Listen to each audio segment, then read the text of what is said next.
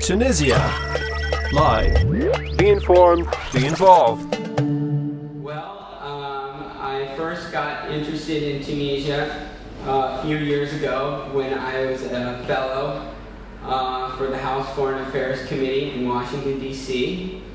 And I got interested in Tunisia because statistically it looked like it looked like a good country to take a greater interest in. I was in contact with about 25 to 35 Tunisians during the revolution, and I was constantly talking to people about, what they were doing, what their involvement was, what was happening, and I constantly, until the president left the country, I thought that people who have guns are stronger than people who don't have guns, and I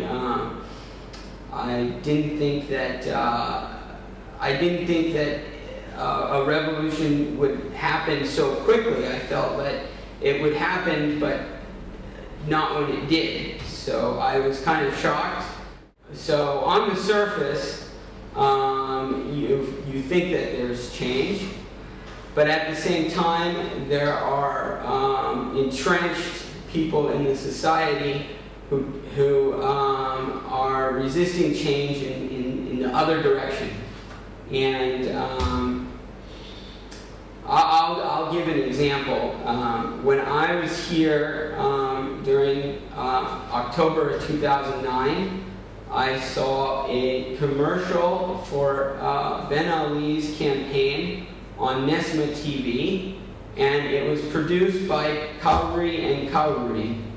And I was very upset about the commercial because Silvio Berlusconi owns a partial interest in Nesma TV, and I didn't think it was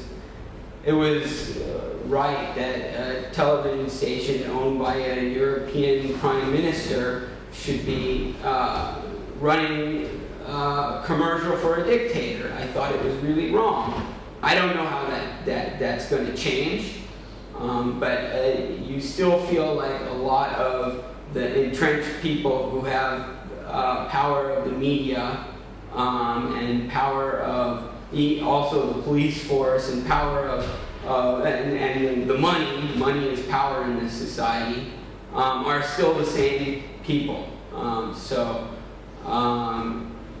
I'm cautiously optimistic about Tunisia, but the key word there is cautiously. Elections don't make democracy.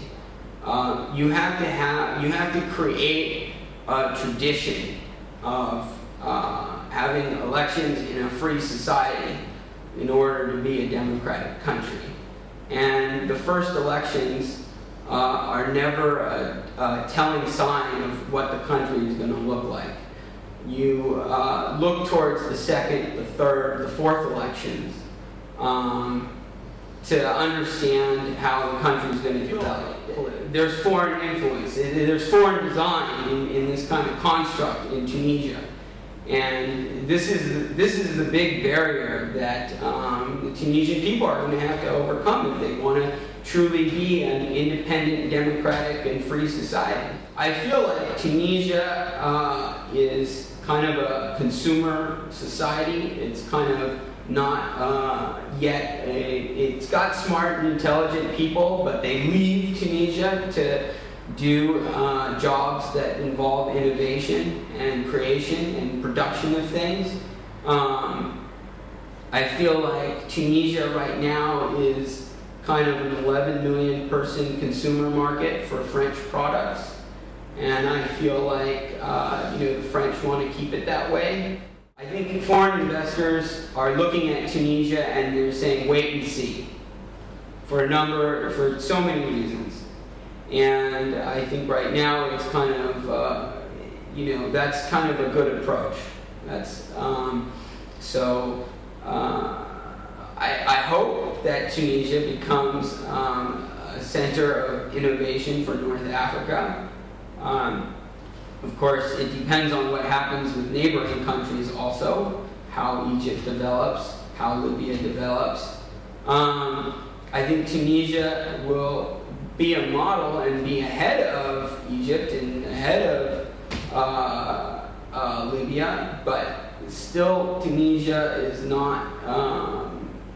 It still has work to do. So like I always said, I'm very cautiously optimistic, and so now you got to be cautious, and so we'll see what happens. But right now the opportunities are not really there, but there's potential if the society changes in the right way. Available on tunisialive.net.